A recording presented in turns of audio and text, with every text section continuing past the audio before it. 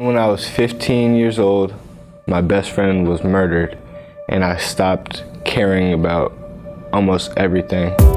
I got my first gun and thought I was the man. I would run around robbing people with my little friends, and they were getting money while they were doing all that stuff. So I was like, that's what I want.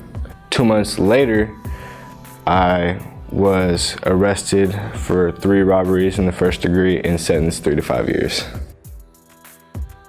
I had heard about the Manufacturing Academy from our group home specialist, Dan Henry.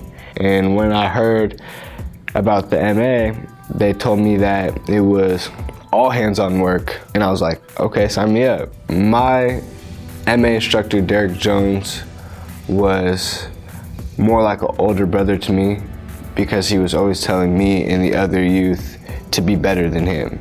He always taught us the rights and wrongs, what to do, what not to do. And when we were struggling, he would pick us up, brush us off, and tell us to do this instead. And I feel like we all needed that, especially me, not having no older siblings, not being raised by my father. I was raised by a single mother and then by my great-grandmother alone. And I feel like that had a big impact on my time there. Tech Marine has been like a big learning area for me. I've done nothing but learn the whole time I've been here. It's not just me learning how to run one CNC machine, I'm learning how to run them all. So far I love manufacturing because it's everything I love.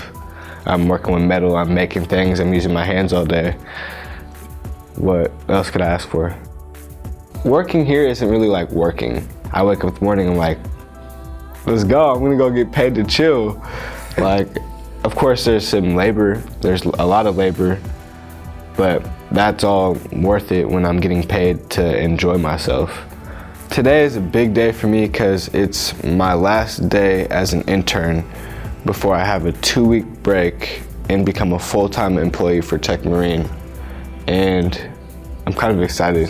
I'm getting out with a driver's license, a GED, half the college credits I need for an associate's degree, a job. That's what better stuff could you ask for when you get released from juvenile prison. This is something people turn into careers, and this is where I could use this as a launch pad to go further. My mom's probably most proud of me because I'm her first son, I'm her first kid in general, and at the way I was heading, I turned a bad thing good. I turned my incarceration into hopefully a career. And I'm just excited to do that. I can't wait to get out.